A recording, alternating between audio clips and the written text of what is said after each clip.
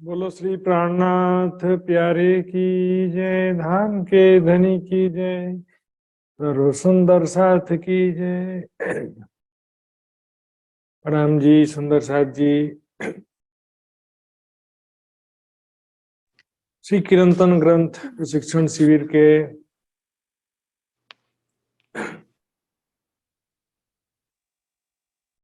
आज हम 26वें दिन में प्रवेश कर चुके हैं। तो जूम और फेसबुक के माध्यम से जुड़े हुए सभी सुंदर साथ जी के चरणों में कोटान कोट प्रणाम करते हुए आज का कार्यक्रम शुरू करते हैं। प्रणाम सुंदर साथ जी चरणों में। प्यारे सुंदर साथ जी आइए, धाम धनी का आह्वान करते हुए आज के कार्यक्रम की शुरुआत करेंगे। तो आज धाम धनी का आह्वान करने की शोभा नीलू गुरुंग सुंदर साथ जी को प्राप्त होती है। नेपाल से नीलू गुरुंग सुंदर साथ जी से निवेदन करूंगा, धाम धनी का आह्वान करेंगे। इसके पश्चात संतोष गुप्ता सुंदर साथ जी वाणी गायन के लिए तैयार रहेंगे। बोले श्री प्राणनाथ प्यारे की जय। प्रणाम महाराज जी लगा संपूर्ण सुंदर साथ कोटि प्रेम प्रणाम।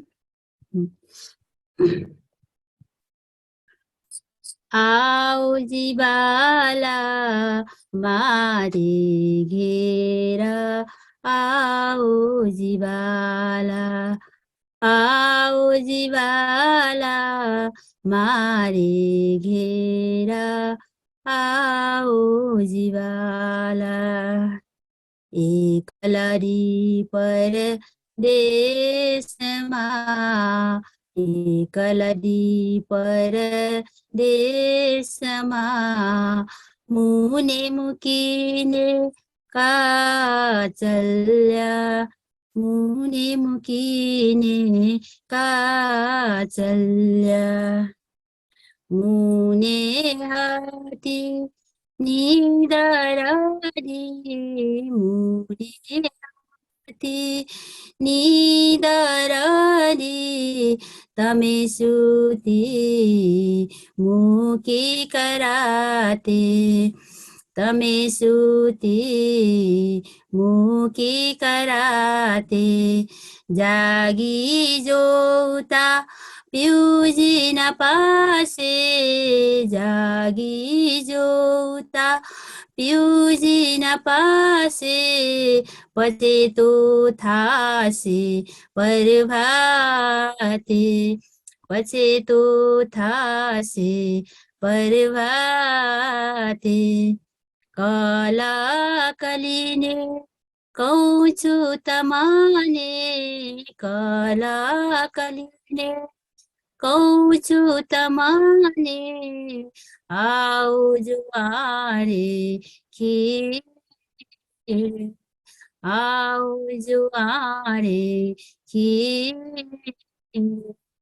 मारा मनना मनोरथ पूरजो, मारा मनना मनोरथ पूरजो, श्री इंद्रावती लागे चरणे, श्री इंद्रावती लागे चरणे, आओ जीवाला मारे घेरा, आओ जीवाला।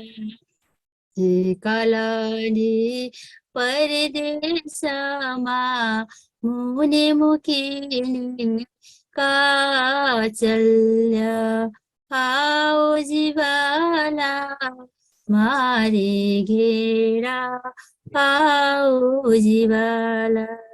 बोले श्री प्राणनाथ प्यारे की जय। प्रणाम जी। प्रणाम जी सुंदर साथ जी, प्रणाम जी। बहुत बहुत धन्यवाद धाम धनी का आह्वान करके आज का कार्यक्रम प्रारंभ करने के लिए।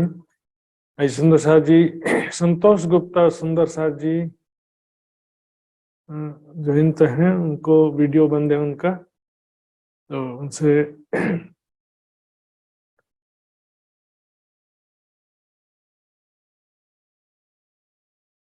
संतोष गुप्ता सुंदर साथ जी से निवेदन करूंगा वाणी गायन करने के लिए।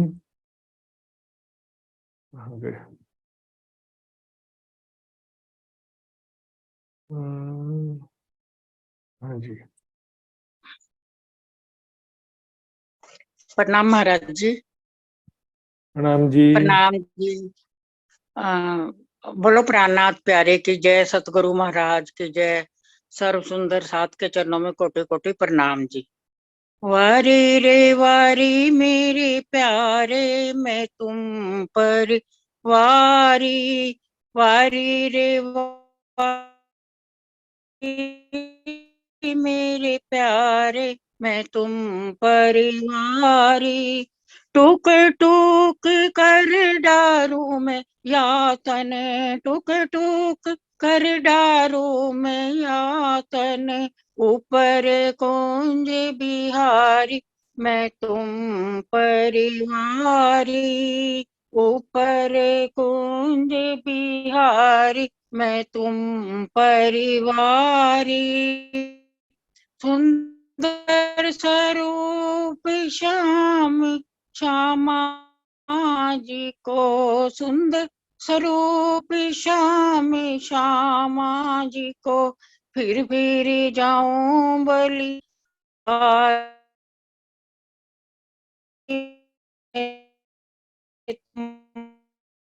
परिवार परिवारी। इंदो स्वरूप दयारीन,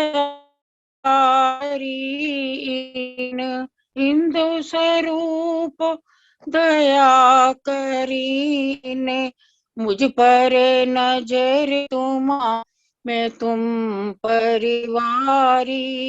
वारी रे वारी मेरे प्यार, मैं तुम परिवारी। जहर जमी से कोई नानिक सा, अमल चढ़ो अति भारी, मैं तुम परिवारी। मुझे देखते सैयल मेरे, मुझे देखते सैयल मेरे, कईयों में जीत के बाजी हारी, मैं तुम परिवारी। वारी रे वारी मेरे प्यार, मैं तुम परिवारी। काल कुमत खूब उचर के, ऐसी कठिन कोठारी, मैं तुम परिवारी। वारी रे वारी मेरे प्यार, मैं तुम परिवारी। आत्म मेरी निर्मल करके, सहज पारी उतारी, मैं तुम पर वारी। वारी रे वारी मेरे प्यार, मैं तुम परिवारी। सुंदर स्वरूप सुभंग अति उत्तम, मुझ पर कृपा तुम्हारी, मैं तुम परिवारी। वारी रे वारी मेरे प्यार, मैं तुम परिवारी।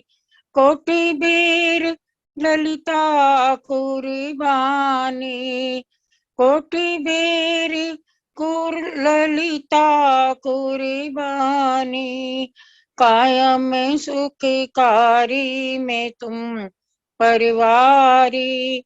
वारी रे वारी मेरे प्यारे, मैं तुम परिवारी। प्रणाम जी।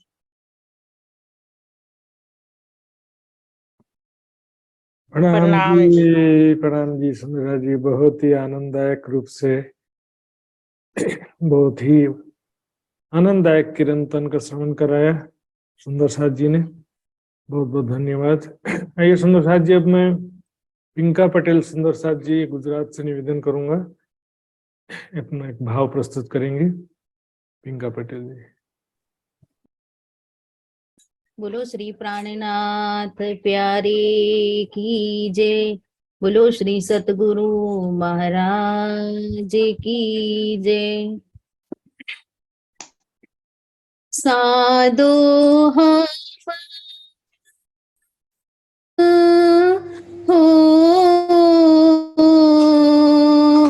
देखा बड़ा तमाशा साधु हम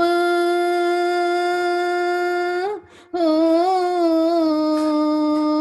देखा बड़ा तमाशा विश्व देख बया में विस्मय विश्व देख बया में विस्मय देख देख आवत मोहे हासा साधो हम हो देखा बड़ा तमाशा मेरी मेरी करते दूनी जात है मेरी मेरी करते दूनी जात है बोझ ब्रह्मांड सिर लेवे पाऊं पलक का नहीं भरोसा पाऊं पलक का नहीं भरोसा तो भी सिर सर्जन को न देवे साधो हम हो देखा बड़ा तमाशा सिर ले काम करे माया को सिर ले काम करे माया को निसंक पछाड़े आप अंग न करे भजन दोष देवे साई को न करे भजन दोष देवे साई को कहे दया बिना ना होवे साध संग साधो हम हो देखा बड़ा तमाशा बाधत बंद आपको आपे बाधत बंद आपको आपे न समझ माया को मरम अपन कियो ना देखे अंधे अपनों कियो ना देखे अंधे पीछे रोवे दोष दे दे करम साधो हम हो देखा बड़ा तमाशा साधो हम हो देखा बड़ा तमाशा समझे साध कहावे दुनी में समझे साध कहावे दुनी में बाहर दिखावे आनंद भीतर आग जले भरम की भीतर आग जले भरम की कोई छूट न सके फंद साधो हम हो देखा बड़ा तमाशा सतगुरु साधु वाको कहिए सतगुरु साधु वाको कहिए जो अगम की देवे गम हद बेहद सबे समझावे हद बेहद सबे समझावे बाने मन को भरम साधो हम हो देखा बड़ा तमाशा महामत कहे गुरु सोई कीजे महामत कहे गुरु सोई कीजे जो अलख के देवे लख इन उलटी से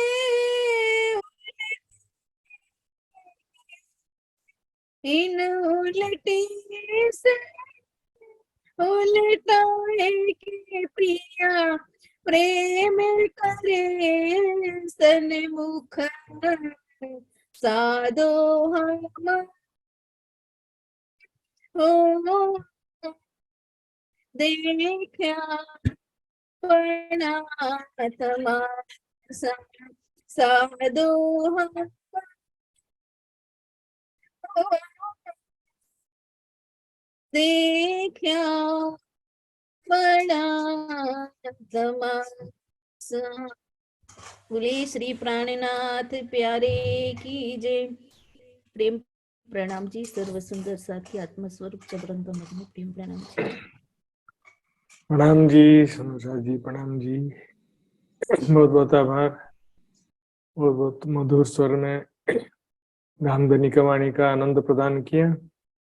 आइए सुंदर साथ जी, अब आज का कार्यक्रम शुरू करना पड़ेगा। सुंदर साथ जी हमारे बीच में और भी बहुत से अच्छे अच्छे सुंदर साथ जी गायन करने के लिए उपस्थित हैं और उनको भी अवश्य मौका मिलते रहेगा। आज का समय अभी हो चुका है, इसलिए आप कार्यक्रम शुरू करते हैं सुंदर साथ जी। तो सबसे पहले हम कल के क्विज का रिजल्ट देखेंगे।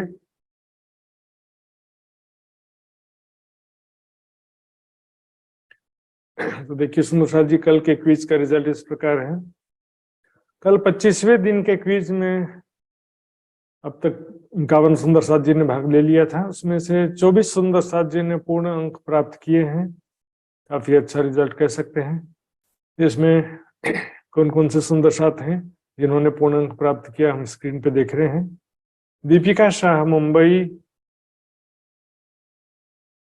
मनसुख भावसार कनाडा, वृंदा बिरतामोड़ नेपाल, दुर्गा छेत्री मादरी हाट, पूनम गुप्ता कोलकाता, मित्र कुमार पराजुली नेपाल, कमलेश शर्मा रुड़की, कमलेश गुप्ता दिल्ली, गुरुदत्त त्यागी गुड़गांव, पिंका पटेल गुजरात, जमुना केसी नेपाल, उषा सिंगल जयपुर, रूबी गोयल हिसार, अरुणाबेन पटेल गुजरात, हिना सोलंकी उतई छत्तीसगढ़, शांति देवी दिल्ली, इंद्रावती उप्रेती बनेपा, एवी पाटिल सरडोई गुजरात, शीतल पटेल गुजरात, भावना शाह मुंबई, शकुंतला थापलिया नेपाल, दीपिका पाटिल गुजरात, इला एम पटेल गुजरात, नियति गांधीनगर। अब सभी सुंदर साथ जी ने बहुत अच्छा परफॉर्मेंस दिया। और भी बहुत से सुंदर साथ हैं जिनका एक एक दो दो प्रश्न गलत हुआ, वो भी सौभाग्य पात्र हैं। आइए सुंदर साथ जी, अब देरी न करते हुए आज का चर्चा क्लास प्रारंभ करेंगे।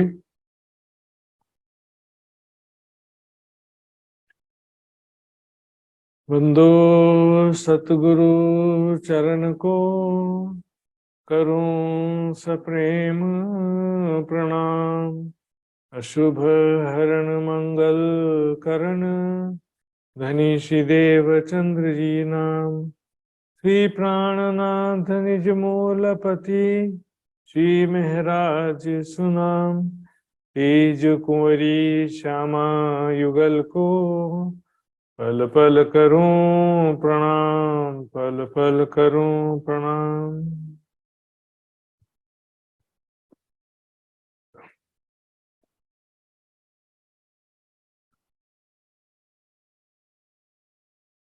शास्त्रों में सभी सुध पाइए, पर सतगुरु बिना क्यों लखाइए। सब शास्त्र शब्द सीधा कहे, पर ज्यों मेर तिनके आड़े रहे। पर ज्यों मेर तिनके आड़े रहे। सो तिनका मिटे सतगुरु के संग।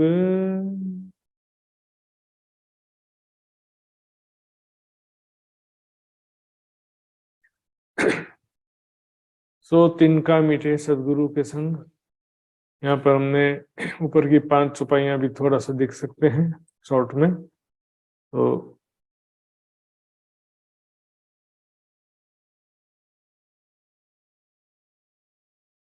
चौपाई क्या है? साधो भाई चिन्हो शब्द कोई चिन्हो, ऐसो उत्तम आकार तो को दिन हो। जिन प्रकट प्रकाश जो किन्हो, जिन्होंने ब्रह्म ज्ञान का प्रकाश प्रकट किया है, ऐसे सदगुरु के ब्रह्मवाणी के वचनों को पहचानो, सत्य ज्ञान को पहचानो, विचार करो इसका। मनुष्य तन प्राप्त करके अखंड मोक्ष की प्राप्ति किया जा सकता। मन मानखे देह अखंड फल पाइए। मनुष्य तन के द्वारा अखंड फल प्राप्त कीजिए। पाइए मतलब प्राप्त कर सकते हैं, प्राप्त कीजिए। मनुष्य तन भी एक 4 पदार्थ के अंतर्गत आता है, लेकिन यहाँ पर मनुष्य तन पाइए नहीं कह रहे। मनुष्य तन के द्वारा अखंड फल पाइए। सो क्यों पाए के व्यर्थ कमाइए। मनुष्य तन पा करके भी उसको व्यर्थ क्यों गंवा रहे हो? ये तो अधिकीन को अवसर सो गमावत मांझेंद्र। आधे क्षण का अवसर है जो भौतिक सुखों के नींद में, माया की नींद में गंवा देते हैं। बस खाना सोना इसी में ही जीवन व्यतीत कर देते हैं। शब्दा कहे प्रगट प्रवान, शब्दा सदगुरु सो करावे पहचान। शब्द ब्रह्म ज्ञान के वचनों से ही सदगुरु की पहचान होती है, न कि वेशभूषा से, दिखावे की भक्ति से नहीं होता। ज्ञान के शब्दों से, ज्ञान के गहराई से पहचान होता है। ज्ञान का विश्लेषण करना पड़ता, समीक्षा, सत्य असत्य का निर्णय करना पड़ता है कि जो शब्द हमने सुना है वो कितना सही है, कितना गलत है। सतगुरु सोई जो अलख लखावे, अलख लखे भी नाक न जावे। अलख इन्हें वो परमात्मा जिसको कोई जान नहीं सका, उसके विषय में पहचान करा दे, सत्य परब्रह्म की पहचान करा दे, वो ही सदगुरु कहला सकता। सदगुरु मतलब सत्य परब्रह्म ही सदगुरु के रूप में हो सकता है। यहाँ पर श्री प्राणनाथ जी की बात चल रही है। ब्रह्म ज्ञान के द्वारा ही सदगुरु की पहचान हो सकती है। शब्दों से, वेशभूषा, वक्तृत्व कला, संगीत, ये सब माध्यम से नहीं पहचान हो सकता। शास्त्र ले चले सदगुरु सोई, वाणी सकल को एक अर्थ हुई। समस्त धर्म ग्रंथों के द्वारा एक सत्य की पहचान करा दे, वही जो है सदगुरु हो सकता। किसी ग्रंथ को झूठा कहे, किसी ग्रंथ को नहीं मानते हैं ऐसा कहे, तो फिर मामला गड़बड़ हो जाएगा। ये सभी धर्म ग्रंथ परमात्मा की शक्ति से अवतरित हुए हैं, तो फिर सभी ग्रंथ से प्रमाण लेना पड़ेगा। किसी ग्रंथ को गलत नहीं कह सकते। लेकिन सभी ग्रंथों में क्या होता है? उसमें दूध और पानी मिश्रित होता है, इसलिए उसको क्या होता है? सदगुरु बिना क्यों न खाइए। खीर नीर का निवेरा करे, माया ब्रह्म को अलग अलग पहचान कराए, नश्वर जगत के अंदर कौन है और नश्वर जगत से परे कौन है, ये समझना जरूरी होता है। महापुरुष, देवी देवता, भगवान, 14 लोक के अंतर्गत जो भी चीज है, शून्य निराकार, तो ये स्वप्न क्षर जगत के अंतर्गत है। इससे परे जो है अखंड अविनाशी स्वरूप वाला परब्रह्म की पहचान करा दी। ग्रंथों में सभी तरह की बातें लिखी हैं, कर्म मार्ग भी है, ज्ञान मार्ग भी है, परमात्मा के विषय में भी संकेतों में लिखा है, जो मैंने कल बताया था। क्योंकि सभी ग्रंथों में बात लिखी तो है, लेकिन एक आंखों के सामने तिनका आ जाए तो फिर पहाड़ भी दिखाई देता नहीं। उसी प्रकार यहाँ पर लिखा हुआ दिखे, तमसः परस्तात्, प्रकृति के अंधकार से परे है, आदित्य वर्ण है, यानी कि उगते हुए सूरज के समान लालिमा से युक्त महान पुरुष कहा दिया गया है। गीता में उत्तम पुरुष कहा गया है। गुरु नानक जी ने क्षर से परे अक्षर से पारा वाही पुरुष का करो विचारा कह दिया। कबीर जी ने भी कह दिया, पिंड ब्रह्मांड दो से न्यारा, कहे कबीर सोई साईं, हमारा अक्षर लोक के ऊपर अक्षरातीत अनूप, निरख हंस को तो हल करें दर्श युगल स्वरूप। मैंने एक सज्जन से पूछा, कबीर मत के मानने वाले थे, कि युगल स्वरूप क्या है? बोले कि सफेद बिंदी और लाल बिंदी। मैंने बोला सफेद और लाल बिंदी को युगल स्वरूप थोड़ी कहेंगे भाई। क्या है कि इसमें अनुमानित ज्ञान तो चलता ही है, लेकिन विचारशीलता ही नहीं है। विचारशील करें तो कैसे संभव है? युगल स्वरूप तो हमेशा ही, या तो राधा कृष्ण को युगल स्वरूप कहते हैं, पति पत्नी हो तो, या प्रेमी प्रेमिका, युगल का मतलब ही यही होता है। परब्रह्म अक्षरातीत किशोर युगल स्वरूप कहा गया। धीरम अजरम युवानम, देखिए धीर अजर युवानम, तो धीर अजर और युवा स्वरूप भी कह दिया। एक परमात्मा, उसके जिस सिवा दूसरा कोई नहीं है। सारी बातें कही गई है, लेकिन क्या कि विचारशीलता ही नहीं है। सपने की बुद्धि होने से विचारशीलता नहीं आती। इसने क्या कहा, सच कहा कि झूठ कहा, पता ही नहीं चलता उनको। मेजॉरिटी दिखेंगे, भीड़ दिखेंगे, इतनी भीड़ है मतलब ये सच्चा होगा, बहुत बड़ा होगा, बहुत बड़ा महाराज साक्षात परमात्मा है हमारे गुरु, क्यों इतनी बड़ी भीड़ है इनके साथ में। हाँ, भजन सुनने में बहुत बड़ा मजा आया, मतलब ये बहुत अच्छे हैं। भजन सुनने में बैकग्राउंड म्यूजिक लगा दो तो सब क्या बोलेंगे, बहुत अच्छा मजा आ गया जी, बहुत बड़े हैं से, बहुत बड़े महाराज हैं। लोगों को क्या है कि ज्ञान का विश्लेषण करने का, ज्ञान की गहराई नहीं समझ पाते, सत्य असत्य नहीं समझ पाते।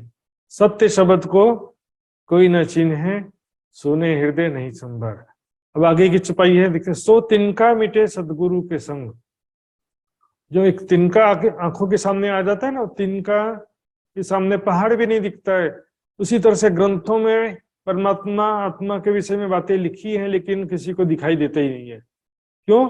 मिक्स हो गया, दूध और पानी मिक्स हो गया, माया ब्रह्म मिक्स हो गया। वो तिनका मिटे, तिनका मतलब, तिनका होता है घास फूस का जो एक होता है, एक टुकड़ा होता है घास फूस का, उसको तिनका कहते हैं ना। पतला सा घास का या फूस भूसे का टुकड़ा होता है, पतला सा, आंखों के सामने रखो तो दिखाई ही नहीं देगा। बड़ा से बड़ा वस्तु भी सामने दिखाई नहीं देती है। तिनका क्या है? तारतम्य ज्ञान के अभाव में, जागृत बुद्धि के अभाव में दिखाई ही नहीं देता बात जो लिखा है। सारी बातें लिखी हैं, लेकिन क्या होता, संसार के अंदर ही घटाते रहते हैं उसको। युवानम, धीरम अजरम युवानम, बोले सर्वशक्तिमान को युवानम लिखा है। उत्तम पुरुष बोलेंगे आदि नारायण को उत्तम पुरुष लिखा है। तारतम्य ज्ञान के बिना सारे ग्रंथों को पढ़ डालो, कुछ भी समझ में नहीं आने वाला। और तारतम्य ज्ञान समझने के पश्चात कोई भी ग्रंथ पढ़ेंगे, हमारी बात लिखी है आपको लगेगा। भले आपको अलग से कोई समझाया ना कि ये बात लिखी है, ऐसा कोई बताने की भी जरूरत नहीं पड़ेगी, अपने आप आपको समझ में आएगा कि ये हमारी बात है और ये माया की बात है। दूध और पानी अलग आप कर सकेंगे। तब पार ब्रह्म प्रकाशे अखंड, तब जो है पार ब्रह्म जो अखंड स्वरूप वाले परमात्मा है, उसकी पहचान, प्रकाशे मतलब पहचान हो जाएगी, आपके हृदय में उसका प्रकाश हो जाएगा। प्रकाश मतलब ज्ञान का प्रकाश हो जाएगा। सदगुरु जी के चरण पर, सदगुरु जी के चरणों की कृपा से, अर्थात सदगुरु के सानिध्य में आने से, ब्रह्म ज्ञान प्राप्त होने से क्या होगा? शब्दों बड़ी मत समझाए। धर्म ग्रंथों में जो परमात्मा के विषय में बातें लिखी है, स्वरूप धाम के विषय में, वो आपको समझ में आ जाएगा। सदगुरु जी के चरणों की कृपा से। तो चरणों में केवल चरणों की कृपा से नहीं होता, चरणों की कृपा मतलब यहाँ पर उनके सानिध्य में सत्संग करने से, ज्ञान चर्चा सुनने से, ज्ञान को समझने से हमको सभी धर्म ग्रंथों के रहस्य समझ में आएंगे। क्योंकि आज एक बहुत बड़ा वर्ग है, बस सदगुरु की कृपा से ही मुक्ति हो जाएगा, सदगुरु की कृपा से परम धाम प्राप्ति हो जाएगा, ऐसा बहुत अंधविश्वास भी चलता है सुंदर साथ के बीच में। तो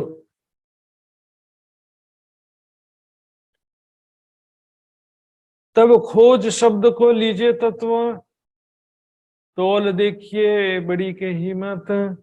तब खोज शब्द को लीजिए तत्व। तारतम्य ज्ञान के द्वारा समस्त धर्म ग्रंथों को खोजना मतलब उसका स्वाध्याय करना, मंथन करना, ग्रंथों का स्वाध्याय मंथन करके उसमें से लीजिए तत्व। तत्व मतलब तत्व ज्ञान, यानी कि परमात्मा के विषय में आत्मा तत्व मतलब आत्म तत्व का ज्ञान या परमात्मा के विषय का ज्ञान जो है वो ग्रहण करो। तारतम्य ज्ञान की रोशनी में आप ऐसा कर सकते हैं। ये तो बिना तारतम्य ज्ञान प्राप्त किए कितना भी खोज लो, आपको उसमें ब्रह्म की पहचान हो ही नहीं पाएगी, परमात्मा की पहचान हो ही नहीं सकती। तौल देखिए बड़ी के हिम्मत। समस्त धर्म ग्रंथों का स्टडी करेंगे तारतम्य ज्ञान की रोशनी में तो आपको समझ में आ जाएगा कि जो है तौल देखिए, तौल तुलना करो, ये बड़ी के हिम्मत, यानी सर्वोपरि ज्ञान क्या है, ब्रह्म ज्ञान वास्तव में क्या है। आजकल लोगों को ब्रह्म ज्ञान क्या है मालूम ही नहीं रहता। नाम कहते हैं कि ब्रह्म ज्ञान चर्चा कर रहे हैं, लेकिन वास्तव में इस शरीर के अंदर स्थित जीव चेतना और कण कण में व्याप्त ब्रह्म सत्ता के विषय में ही चर्चा करते रहते हैं। हृदय चक्र में ब्रह्म साक्षात्कार हो जाता है ऐसा मान करके वो ब्रह्म ज्ञान चर्चा कर रहे हैं ऐसा कहेंगे। तौल देखिए बड़ी की हिम्मत, सबसे बड़ी मत कौन सी है, मतलब सर्वोपरि ज्ञान कौन सा है। जासो पाइए प्राण को आधार, जिस ज्ञान के द्वारा प्राण के आधार, प्राण प्रीतम अक्षरातीत परमात्मा की पहचान हो, वैसा जो है ज्ञान प्राप्त करना। जो अखंड अविनाशी परब्रह्म है उसका ज्ञान प्राप्त करना है। सो क्यों सोए गमावे रे गंवार, गंवार के समान, अज्ञानी व्यक्ति के समान क्यों जो है माया की नींद में सोए हुए गंवा रहे हो, अपना जीवन क्यों गंवा रहे हो, यह अवसर क्यों गंवा रहे हो। तुरंत जो खोज करना पड़ेगा, सत्य ज्ञान की खोज करना पड़ेगा, सदगुरु की खोज, ब्रह्म ज्ञान की खोज करना पड़ेगा। सदगुरु की खोज क्यों, ब्रह्म ज्ञान के लिए, और ब्रह्म ज्ञान के द्वारा फिर एक परमात्मा की पहचान जब होगी तब जो है प्राणों के आधार आत्मा के प्रीतम पर ब्रह्म अक्षरातीत की पहचान होगी, और फिर उनके प्राप्ति का मार्ग भी सहज हो जाएगा, उनके ध्यान द्वारा साक्षात्कार का मार्ग भी सहज सरल हो जाएगा। बिना ज्ञान के, बिना ब्रह्म ज्ञान के ध्यान भी पॉसिबल नहीं है। सुंदर सा जी, यामे बड़ी मत को लीजिए सार, बड़ी मत को लीजिए सार, सार ग्रहण करना। सार क्या है, परमात्मा का स्वरूप धाम, हम कौन हैं, कहाँ से आए हैं, ये सारभूत ज्ञान है। बाकी ज्ञान देखेंगे वो रात से क़यामत नामत तक इतना विस्तार से वर्णन किया गया है, लेकिन उसका सबसे मुख्य सार होता है आत्मा परमात्मा का मूल स्वरूप क्या है, कहाँ है, कैसा धाम है, कैसी लीला है, और फिर सृष्टि रचना क्यों हुआ, संसार में हम क्यों आए हैं, किस प्रकार वापस जाएंगे, ये सारभूत ज्ञान होता है। वो ज्ञान प्राप्त होने के बाद क्या होगा, सदगुरु या ही दिखावे पर, संसार में रहते हुए ही, माया में रहते हुए ही अखंड का ज्ञान प्राप्त हो जाएगा। और इथि वैकुंठ इथि शून्य, ये संसार में रहते हुए भी वैकुंठ की, निराकार शून्य की सबकी पहचान हो जाएगी। इथि प्रगट पूर्ण पार ब्रह्म, यहाँ पर रहते हुए भी पूर्ण पर ब्रह्म अक्षरातीत की पहचान हो जाती सदगुरु के सानिध्य में, या तो सदगुरु के द्वारा ब्रह्म ज्ञान चर्चा सुनने पर, ब्रह्मवाणी का मंथन करने पर, यहाँ रहते हुए सबकी पहचान हो जाती है। स्वर्ग का क्या स्तर है, वैकुंठ का क्या स्थिति है, सब ये यहाँ रहते रहते सारी पहचान हो जाती है। समझा जी। तो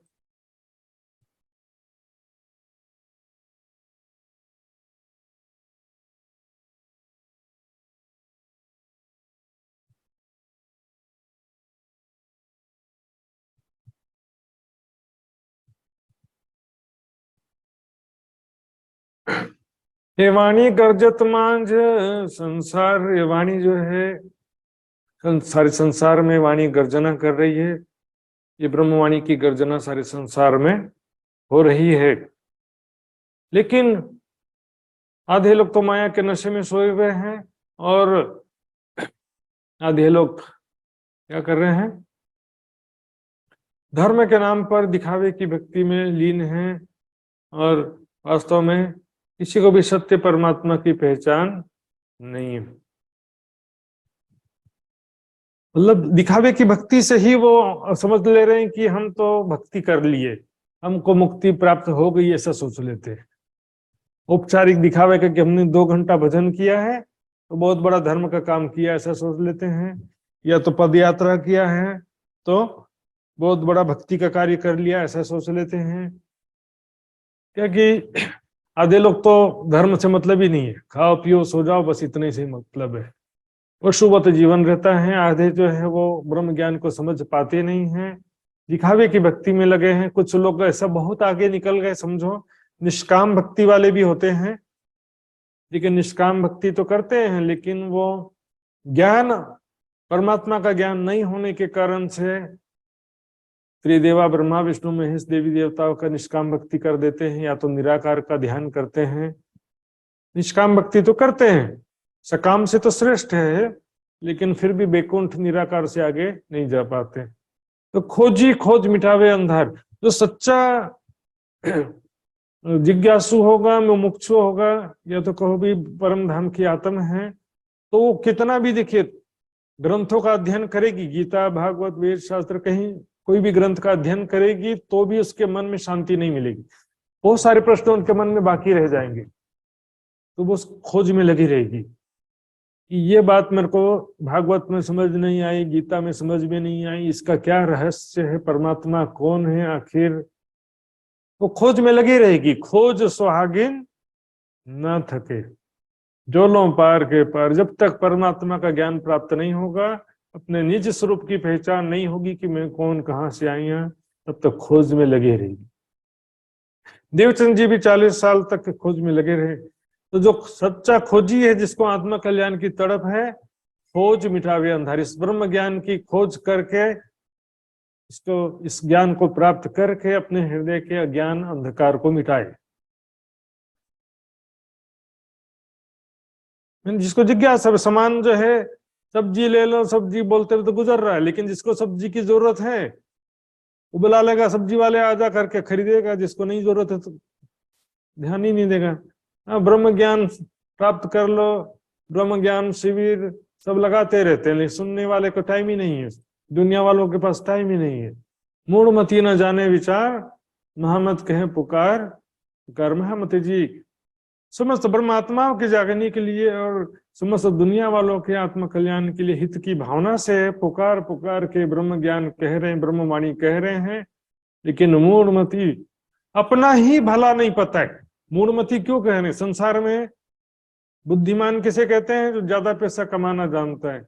मूर्ख किसे कहते हैं? जो संसार में ज्यादा पैसा नहीं कमा पाता है, बुद्धिमान नहीं है बोलेंगे उसको। लेकिन यहाँ पर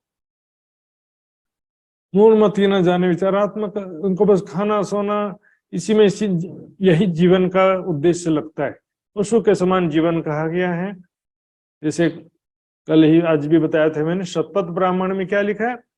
जो एक परमात्मा को छोड़कर अन्य देवी देवताओं की पूजा करता है, वह विद्वानों के मध्य पशु के समान है। विद्वानों के मध्य पशु के समान कह दिया।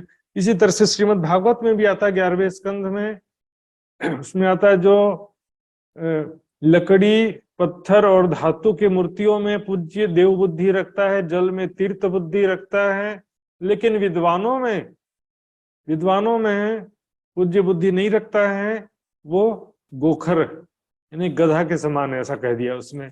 ऐसा कटु वचन ग्रंथों में कह दिया गया है। गीता में भी देखेंगे तो वहां पर भी अल्प बुद्धि वाला मनुष्य कह दिया है। उसमें अल्प बुद्धि वाले मनुष्य संसारिक कामनाओं से युक्त होकर विभिन्न देवी देवताओं की पूजा करते रहते हैं, ऐसा कह दिया है। इतने कटु वचन भी ग्रंथों में कह दिया, फिर भी उनको वो भी दिखाई नहीं देता है और स्वाध्याय करते ही नहीं है वास्तव में। बस 7 दिन का मनोरंजन कहेंगे कि कथा का आयोजन किया, भागवत कथा है, ये पुराण वो पुराण, लेकिन वास्तव में 7 दिन में भागवत का 10वां हिस्सा भी नहीं हुआ रहता है। इसलिए कि आज का समय है स्वाध्याय का जो समय है। यदि कोई सही में ब्रह्म ज्ञान प्राप्त करना चाहता है, ज्ञान के शिखर पर पहुंचना चाहता है, तो स्वाध्याय से बढ़कर आज के समय में कोई माध्यम नहीं है। आइए सुंदर जी अगला प्रकरण, चौथा प्रकरण शुरू करते हैं। साधो हम देख्या बड़ा तमाशा। अब यहाँ पर राणा जी कहते हैं साधु जनों, मैंने बताया था साधु का मतलब क्या होता है, जो साधक होता है, जो परमात्मा की प्राप्ति के लिए साधना कर रहा है, उसको साधु कहते हैं। हाँ, इसे साधना करते करते दाढ़ी बढ़ जाता है, लेकिन सिर्फ दाढ़ी की वजह से किसी को साधु नहीं कह सकते। साधो हम देखा बड़ा तमाशा, तमाशा देखा संसार में। यहाँ पर तमाशा क्यों करे संसार में? व्यर्थ में समझना नहीं है, जानबूझ करके उल्टा काम करना है। समझाने से भी समझते नहीं है और खुद अपने पाँव में कुल्हाड़ी मारते हैं। अपना भला बुरा भी समझ में आता नहीं है, और कोई उनको समझाए कि भी तुम्हारा भला किसमें है, वो समझ में आता नहीं है। विश्व देख भया में विस्मय, आश्चर्यचकित होते हैं। इनको कितना भी समझाओ समझते नहीं है। वही पशुवत जीवन है, दिखावे की भक्ति है। देख देखावत मोहे हंसा, मुझे हंसी भी आती है इसमें। बोलेंगे क्यों हंसी क्यों आती? ये तो कोई खुशी की बात तो है नहीं, हंसी मजाक तो नहीं। यहाँ पर लोग जो है जन्म मृत्यु के चक्र में फंसे हैं, बीमारी, बुढ़ापा, दुर्घटना, मृत्यु, अनेक प्रकार का दुख चल रहा है।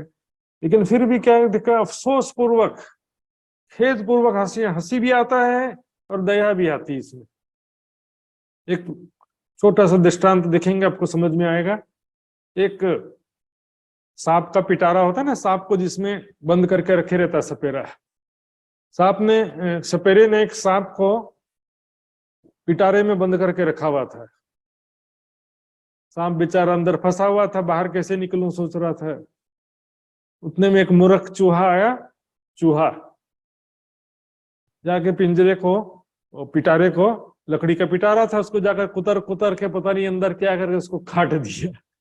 उसने जो काट दिया वहीं से सांप बाहर निकला और उसी चूहे को खा लिया। तो एक खेल तमाशे के जैसा चले जा रहा है। इतना भी समझाओ समझते नहीं, जानवर के उसी जो है मोह के फंद में फंसते हैं, वही काम करते हैं जो उनको नहीं करना चाहिए, जिससे उनके जीवन में दुख शांति आता है। आगे समझ में आएगा क्यों ऐसा चल रहा है, क्यों इसको तमाशा कहा गया है, अगली चपाइयों में स्पष्ट होगा। मेरी मेरी करते दुनी जात है। दो चीज है ना, एक तो मैं और मेरा, अहम मम। अहम यानी मैं, मम यानी मेरा। मैं और मेरा का जो भावना है, ये सबसे बड़ा बंधन है। इस शरीर के प्रति मैं की भावना पहले और उसके बाद मेरा की भावना। मेरा में सब आ जाता है यहाँ पर, धन संपत्ति, सगे संबंधी, मान प्रतिष्ठा, सुख दुख, सब के प्रति जो मेरा की भावना होती है, दिन रात में और मेरा के चिंतन में डूबे रहते। फिर क्या होता है देखिए, जहां सुख की कामना है तो वहां पर दुख का चिंता भी तो रहेगा ना। 100 करोड़ रुपए कमा लो तो भी भविष्य की चिंता तो समाप्ति ही नहीं होती। किसी बात का सिक्योरिटी या गारंटी तो होता ही नहीं है। बोझ ब्रह्मांड सिर लेवे, पूरे ब्रह्मांड का चिंता सिर पर लेकर रखे हुए। इसने ऐसा कर दिया, उसने वैसा कर दिया, कल क्या होगा, परसों क्या होगा, मेरा क्या होगा, मेरे परिवार का क्या होगा और ब्रह्मांड का क्या होगा। मोदी जी ने ऐसा कर दिया कि राहुल गांधी ने वैसा कर दिया, सारा चिंता उसी में लगा हुआ है। वृद्धावस्था भी आ गई, बैठ करके राजनीति की ही बातें करते रहते। वानप्रस्थ आश्रम, संन्यास आश्रम को तो भूल ही गए, मालूम ही नहीं किसी को है। गृहस्थ आश्रम में चलो थोड़ा चिंता तो करना ही पड़ता है, क्योंकि काम काज करना है, तो उसमें भी वास्तव में चिंता नहीं, चिंतन करना होता है। चिंतन और चिंता में अंतर होता है। चिंता क्या है कि क्या हो गया तो फिर क्या होगा, वैसा। चिंतन क्या है कि व्हाट कैन वी डू, हम क्या कर सकते हैं वो चिंतन करो और वो करो जो कर सकते हो। जो तुम्हारे हाथ में वो करो, जो तुम्हारे हाथ में नहीं है उसका चिंता करके क्या बदल दोगे? बाइबल में लिखा है ना, चिंता नहीं करो, क्योंकि चिंता करके तुम एक पल घड़ी भी आगे पीछे नहीं कर सकते। चिंता करके हम कुछ भी बदल सकते नहीं, चिंतन करना रहता है कि मैं क्या कर सकता हूं। जो कर सकते हो वो करो। बीमार पड़ गए तो हम क्या कर सकते हैं? डॉक्टर के पास जा सकते हैं, डॉक्टर के पास ले जा सकते हैं। लेकिन उसके बाद भी नहीं होता है तो फिर हर चीज को एक्सेप्ट करना पड़ता है। सुखम दुखम समम कृत्वा, सुख दुख सम्मान अपमान सभी चीजों को सहन करना। देखिए, अध्यात्म में एक शब्द आता है, वाणी में भी आया है, अध्यात्म में शब्द आता है तितिक्षा। तितिक्षा का मतलब होता है दुख से भागने का प्रयास नहीं करना। दुख से भागने का प्रयास करेंगे तो फिर हमारा ध्यान वहीं लगे रहेगा। दुख के भागे सब फिरे, कोई विरला साध निभाए।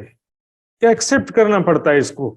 दुख है तो उसको भी एक्सेप्ट करेंगे, एक्सेप्ट करेंगे तो दुख उसी क्षण गायब हो जाएगा। जिस क्षण हमने एक्सेप्ट कर लिया दुख समाप्त हो जाता है। और दुख सहन करने से क्या होता है? पाप तो कटता ही है दुख सहन करने से। सुख सुख प्राप्त करने से पुण्य का घटोत्तरी हो जाता है, हमारे पुण्य का बैलेंस कम होते जाता है। और जितना दुख प्राप्त करते हैं उतना पाप का बैलेंस कम होता है। तो यहाँ पर जरूरी क्या है? पाप का बैलेंस खत्म करना पहले जरूरी है। और यदि हम अपने आप को खुद ही संयमित जीवन के द्वारा दुख देते हैं तो फिर प्रकृति जन्य दुख नहीं आता। फिर खुद ही हम संयमित जीवन, साधना में जीवन, तपो में जीवन के द्वारा स्वयं को कष्ट देंगे तो प्रकृति जन्य जो बीमारी, बुढ़ापा, दुर्घटना, मृत्यु का दुख है वो दुख नहीं आएगा। लेकिन हम सिर्फ सुख ही भोगते रहेंगे तो दुख को बुढ़ापे के लिए बचा के रखा समझ लीजिए। इसलिए क्या है कि अभी से दुख सहन करें तप के द्वारा। तपो न तपता वयमेव तपता। हमने तप नहीं किया, त्रिविध दुखों की अग्नि ने हमें तपा दिया।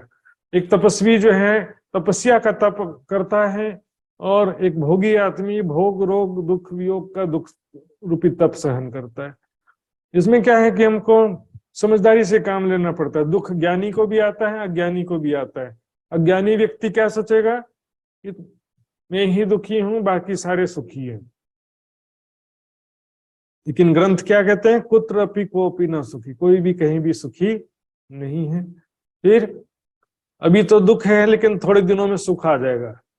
थोड़े दिनों में कुछ भी नहीं बदलने वाला। एक दुख जाएगा, दूसरा दुख आएगा। क्षणिक सुख आते रहेगा लेकिन क्षणिक सुख क्षणिक रहता है, स्थिर नहीं रहता है वो। इसी तरह से क्या होता है कि अपनी चिंता, इसके अलावा परिवार की चिंता, फिर समाज की चिंता, परमात्मा के सहारे रहने का।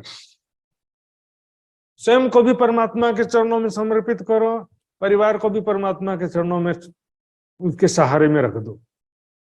ये आपके सहारे में सब कुछ है, मैं भी आपके सहारे हूँ, परिवार भी आपके सहारे, सब कुछ आपके सहारे है। तो फिर उससे बड़ा सहारा कौन सा है? मनुष्य तो सर्वशक्तिमान भी नहीं है, सामर्थ्यवान भी नहीं है। रोने के सिवा क्या कर सकता है मनुष्य? रोने के सिवा कुछ कर भी नहीं सकता। लेकिन परमात्मा के सहारे छोड़ेंगे, आपके चरणों में सब कुछ है, मैं भी आपके चरणों में, मेरा परिवार भी आपके चरणों में है। अब जब जो करना आप करो। शरणागति, ये अगले लाइन में देखो यही कहा, पांव पलक का नहीं भरोसा तो भी सिर सर्जन को न देवे। अपना जीवन जो है सृजनहार परमात्मा के चरणों में समर्पित नहीं करते। अपना जीवन जो है सृजनहार, सबका जो सर्जन करने वाला, सृष्टि की रचना करने वाला परमात्मा के चरणों में समर्पित नहीं करते अपना जीवन, तो भी सिर सर्जन को न देवे। पांव पलक का नहीं भरोसा। मैं क्या सोचता हूं कि मैं ही सबका पालन पोषण कर रहा हूं, मैं नहीं रहूंगा तो दुनिया नहीं चलेगी। संसार में कभी भी कोई भी कार्य रुका नहीं है किसी के नहीं रहने से। जिसके भाग्य में जो लिखा है वो यहां भी मिलेगा और वहां भी मिलेगा। एक माध्यम होते हैं बस इसमें। देखिए, हालांकि एक आदमी परिवार में कमा रहा है और 4 लोग उसका खा रहे हैं, लेकिन ऐसा सोचे कि मैं कमा रहा हूं इसलिए चार खा रहे हैं, ऐसा नहीं है। उनके भाग्य का उसके माध्यम से आ रहा है। यदि वो नहीं रहेंगे तो इनकम भी नहीं रहेगा। प्रैक्टिकल देख सकते हैं। पांव पलक का नहीं भरोसा, एक क्षण का भी भरोसा नहीं है, लेकिन बहुत सारी इच्छाएं, कामनाएं, प्लानिंग चले जा रहा है। 100 साल तक ऐसा करना है, वैसा करना है, ये काम कर देना, वो काम कर देना है, लेकिन एक क्षण का भी भरोसा होता नहीं है। 100 साल की प्लानिंग धरी की धरी रह जाती है। और कोई भी चीज जो है बहुत व्यवस्था कर भी दिया, मान लो 2-4 मकान बना दिए, बहुत सारा बैंक बैलेंस भी रख दिया, लेकिन फिर भी यदि बच्चे के अंदर संस्कार नहीं है, समझदारी नहीं है, और पूरा का पूरा अगली एक पीढ़ी भी नहीं चल पाता, उससे पहले भी खत्म हो जाता है। इसलिए सबसे जरूरी है समझदार होना, संस्कार होना, भक्ति भाव होना, ये सबसे ज्यादा जरूरी है भविष्य में सुखी रहने के लिए। यदि परिवार में बच्चों में भक्ति भाव है, धार्मिक भाव है, तो परमात्मा के सहारे छोड़ करके आप खुशी खुशी शरीर छोड़ के दुनिया से जा सकते हैं। नहीं तो चिंता करते रहेंगे, और चिंता करने के कारण क्या होगा, संसार में पुनरागमन होगा, और फिर पुनरागमन तो होगा, लेकिन वो मनुष्य तन प्राप्त करके हो सकता है उसी घर के सामने सांप या कुत्ता बन जाए, ऐसा भी हो जाता है। कर्म के हिसाब से वापस आना भी हो जाता है, लेकिन इसमें अच्छे कर्म होंगे तब मनुष्य तन प्राप्त करके भी आ सकते हैं, लेकिन अच्छे कर्म नहीं होंगे तो फिर अगला जन्म पशु का भी प्राप्त हो सकता है। इसलिए बहुत सावधानी से, ये जीवन जो है अति आवश्यक, रोटी कपड़ा मकान, जो जीवन की मूलभूत आवश्यकताएं हैं, उसी के लिए टाइम खराब करने का, बाकी जीवन का ज्यादा से ज्यादा समय आत्म कल्याण के लिए ही इसका उपयोग करना होता है। सिर ले काम करे माया को, सिर पे लेके काम करना मतलब आशा तृष्णा से युक्त होकर, ये सामान मुझे सुख चाहिए, बहुत सारा पैसा कमाना है, और ये कर देना है, वो कर देना है, लेकिन क्या होता है, सोचने से थोड़ी हो जाता है। प्रयास करना अलग चीज है, प्रयास करना चाहिए। चिंतन और कर्म दो चीज तो करना ही पड़ेगा। चिंतन मतलब चिंता नहीं करना है, चिंतन करना कि हम अच्छा क्या कर सकते हैं, बेटर जो अच्छा कर सकते हैं हमारी सामर्थ्य के अनुसार वो करना, उसका चिंतन करो, और फिर वो करने प्रयास भी करना, पूरा प्रयास करना पड़ता है। अपने आप आलसी लोगों का कुछ भी नहीं होता, लेकिन उसमें क्या है कि कहते थे ना, सरकार जी कहते थे, करो लेकिन मरो मत, प्रयास पूर्ण करो, उसके बाद जो भी रिजल्ट हो रहा है उसको एक्सेप्ट कर लो, मरे मत जाओ कि ऐसा क्यों नहीं हो गया, ऐसा करना था। और यहाँ पर क्या करते हैं, निशंक पछाड़े अपंग, अपने शरीर को बहुत थका देते हैं दिन भर काम करते करते, और दिन रात उस चिंताओं में शरीर को थका देते हैं। शरीर जो है काम करने से कम थकता है, चिंता से ज्यादा थक जाता है। चिंता के कारण एकदम शरीर कमजोर शक्तिहीन हो जाएगा। ना करे भजन दोष देवे साईं को, फिर क्या कि सच्चे हृदय से कभी भजन भक्ति नहीं करेंगे, दिखावे का भक्ति कभी कर लेंगे, मंदिर में जाके घंटी बजाएं और बस हाथ जोड़ करके समझते हैं कि भक्ति हो गया। इससे तो पुण्य भी नहीं मिलता कुछ भी। कुछ जो है अच्छा कार्य, भजन भक्ति, आत्म कल्याण के उद्देश्य से निष्काम भक्ति, ऐसा कुछ नहीं करेंगे, दिखावे का भक्ति करेंगे, और निजी जीवन में अनेक प्रकार का अनीति पूर्वक धन कमाएंगे, अनेकों पाप कर्म करेंगे, अनेकों हिंसा कर्म करेंगे। इससे क्या होगा, जब पाप कर्म के फल स्वरूप दुख प्राप्त होगा तो परमात्मा को दोष देंगे, कैसे कैसे पापी हैं, उनको तो परमात्मा कुछ करता नहीं है, हम ही को दुखी कर देता है करके। दूसरे बड़े पापी हैं, उससे कंपैरिजन करेंगे, अपना कर्म नहीं दिखेंगे, दोष देवे साईं को, परमात्मा को दोष देंगे, खुद अच्छा काम कभी किया नहीं, भजन भक्ति किया नहीं। अच्छा निष्काम भावना से मंत्र जप करो, थोड़ा सा तप करो, सकाम में तो ये आता है ना, सकाम भक्ति में भी, लेकिन सकाम भक्ति भी दिखावे का थोड़ा बहुत करते हैं, दिखावे के कारण थोड़ा बहुत पुण्य किया, वो भी पुण्य भी दिखावे के कारण समाप्त हो जाता है, और पाप जो है वो बचे रह जाता है। तो फिर बाद में दुख प्राप्त करेंगे तो क्या कहेंगे, कहे दया बिना ना होवे सत्संग। क्या करें परमात्मा की कृपा के बिना, परमात्मा के दया के बिना सत्संग, सच्चे साधु का संगत भी तो नहीं होता है। परमात्मा का हुक्म होगा तब कर लेंगे, परमात्मा का हुक्म होगा तो वाणी पढ़ लेंगे, परमात्मा का हुक्म होगा तो पन्ना जी जाएंगे, परमात्मा का हुक्म होगा तो सेवा कर लेंगे। अलग से लिखित रूप में आदेश आने वाला है परमात्मा का। हमारा जो है पूर्ण प्रयास होना चाहिए। पूर्ण प्रयास होने के बाद में यदि सफलता नहीं मिलती, तब हम कह सकते हैं कि हमने तो पूर्ण प्रयास किया पर बल मेरा कछु ना चलत। मैं तो सूती नींद में, आप बैठे हो जागृत, खेल भी आप दिखावत बल मेरा कछु न चलत। बल लगाया तब तो कह रहे हैं ना कि बल मेरा कछु न चलत। बल लगाए बिना कैसे कह सकते हैं?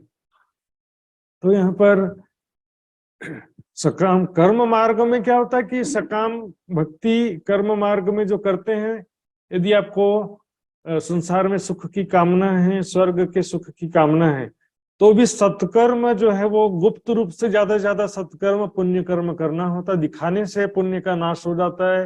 हमने कीर्तन पुराने में देखा था। तो दिन रात संसारिक सुखों के लिए ही काम करते हैं, संसारिक सुखों के लिए शरीर को थका देते हैं, थोड़ा बहुत दिखावे का भक्ति कर लिया, नहीं तो सही मायने में कोई सत्कर्म भक्ति नहीं कर पाते हैं। और बाद में जब दुख आता है तो फिर परमात्मा को ही दोष देते हैं।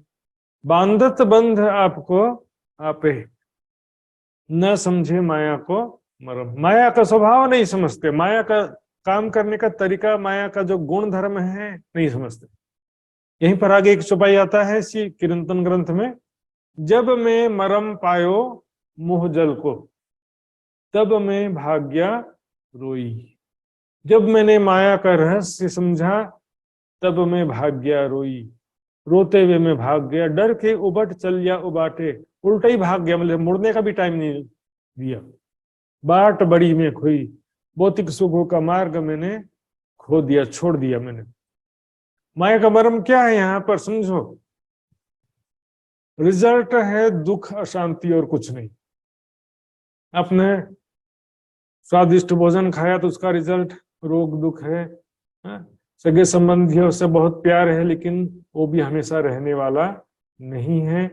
इसलिए कहा ना, भी पुत्र का पुत्र हो जाए तब घर को छोड़ के आश्रम चले जाओ। क्यों कहा? जबरन का बोझा बन करके क्यों बैठे रहने का? अपनी दुनिया में मग्न हो गए तो फिर अपनी दुनिया में मग्न रहने दो उनको। लड़का लड़की शादी हो गया, परिवार हो गया, अपनी दुनिया में उनको जीने दो। तो उनकी जबरदस्ती चिपके रहेंगे, हमसे प्यार करते रखा है। अपना जो है अब अपने आत्म कल्याण के लक्ष्य की तरफ ध्यान देना होता है। ऐसा दिल का मोह माया का बंधन बांध लेते हैं।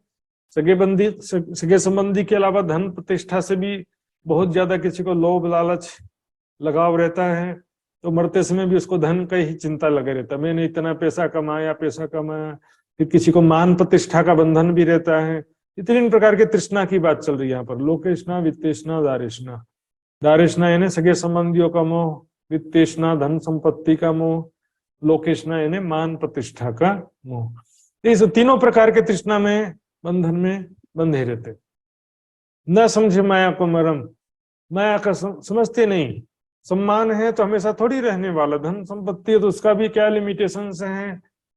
धन का हम उपयोग कर सकते हैं, दुरुपयोग नहीं कर सकते।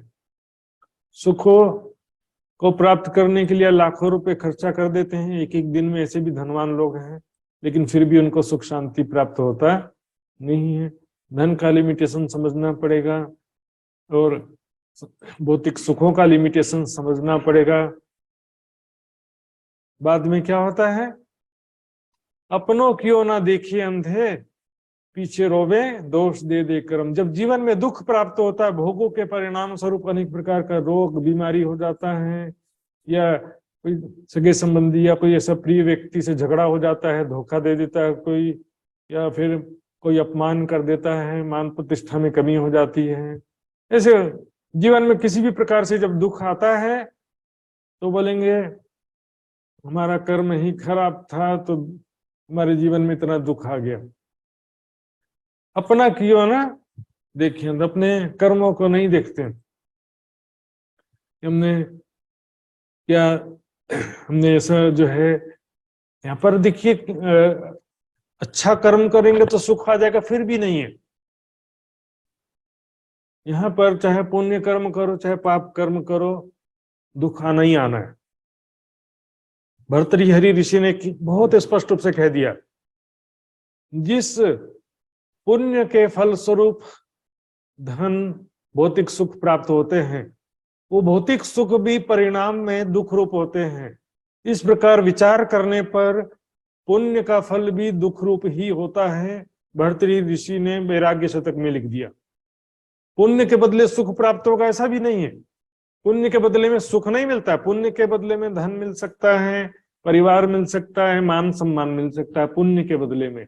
लेकिन फिर उस धन के बदले में क्या होगा? धन के बदले में भोग विलासिता करेंगे, भोग विलासिता से रोग दुख शांति प्राप्त हो जाएगा। सगे संबंधी हैं तो सगे संबंधियों से सुख भी प्राप्त होगा, उन्हीं सगे संबंधियों से फिर दुख भी प्राप्त होगा। मान प्रतिष्ठा कोई हमेशा रहने वाला नहीं है, कोई अपमान भी करेगा, कभी सम्मान भी होगा। जीवन में इस तरह से मिलना बिछड़ना, राग द्वेष, अनेक प्रकार का दुख आते ही रहने वाला। पुण्य करेंगे तो भी दुख आएगा।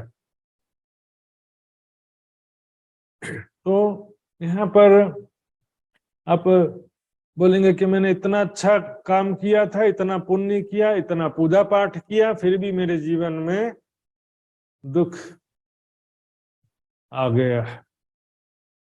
मैंने इतना पुण्य की, इतना जो है दान किया था, दिखावे का भक्ति किया था, फिर भी मेरे जीवन में दुख आ गया, परमात्मा ने मुझे दुख दे दिया, ऐसा समझेंगे।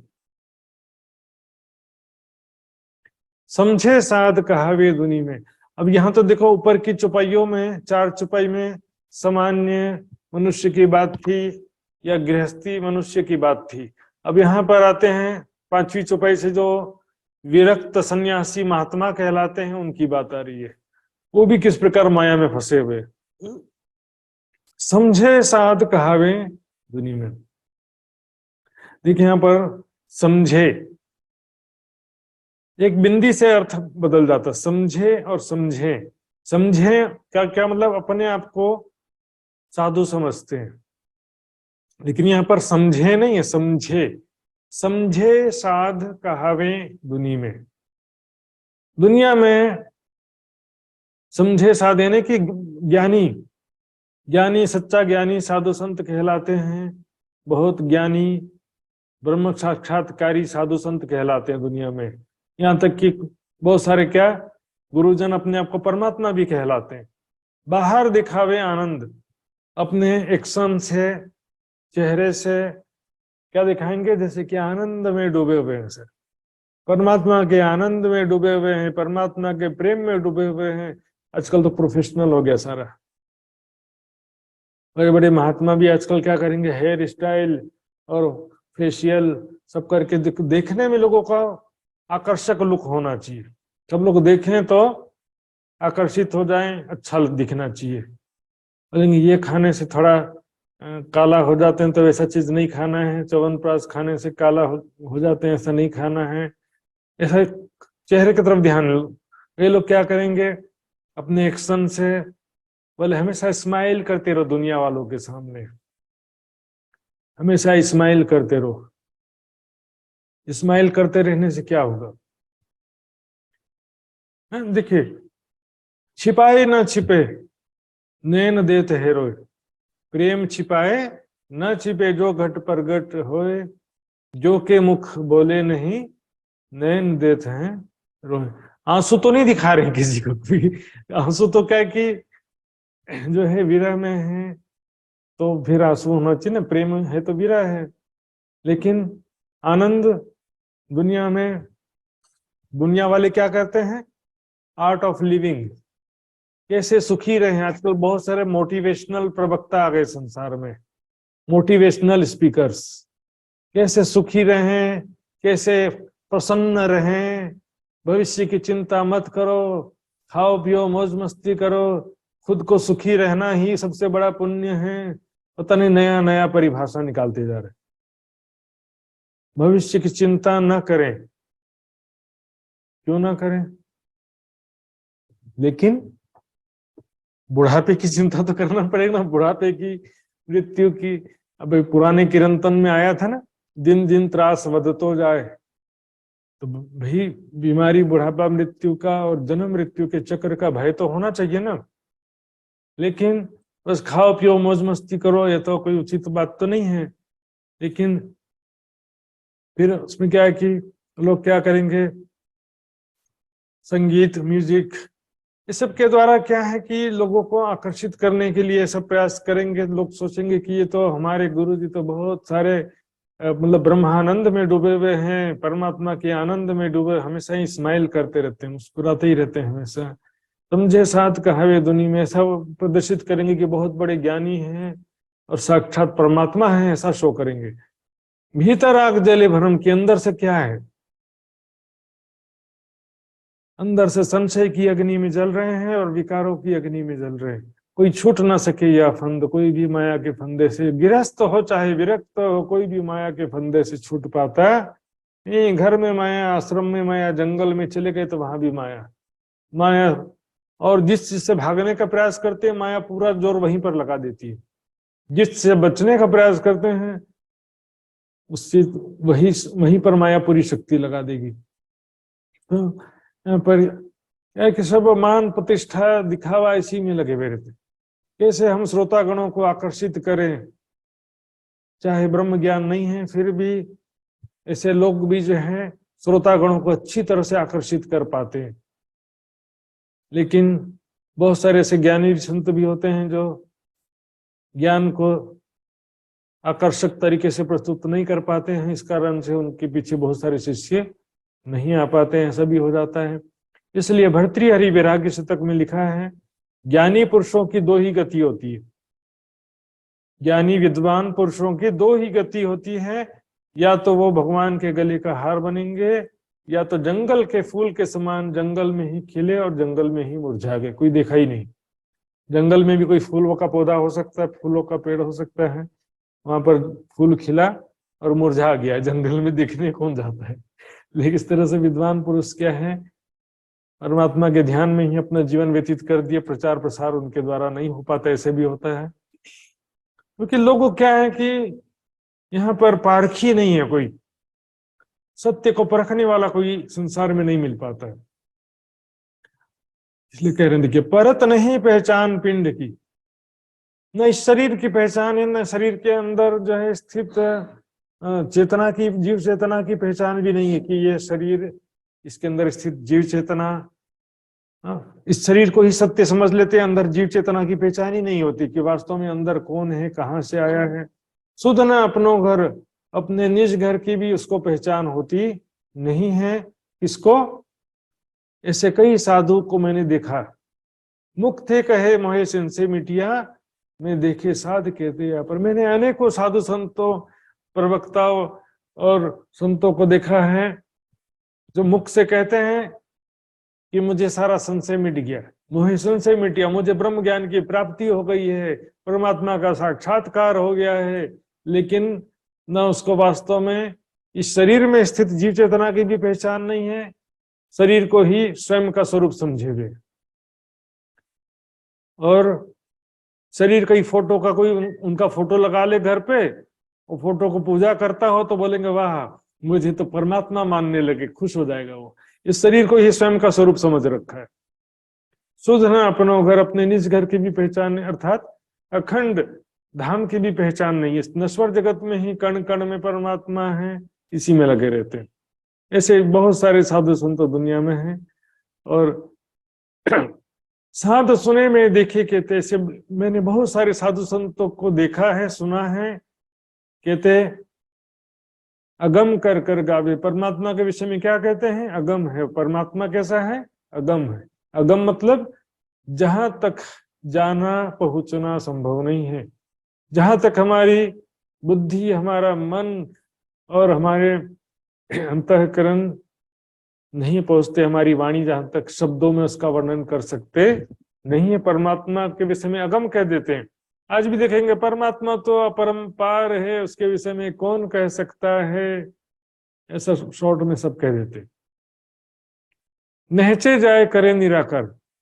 परमात्मा को अगम भी कह देंगे कि वो अपरंपार है, उसके विषय में नहीं जाना जा सकता है, उसके विषय में नहीं कहा जा सकता, ऐसा भी कहेंगे। फिर क्या करेंगे, परमात्मा निराकार है ऐसा निश्चय कर देंगे कि परमात्मा तो निराकार है। दोनों बातें कह देंगे।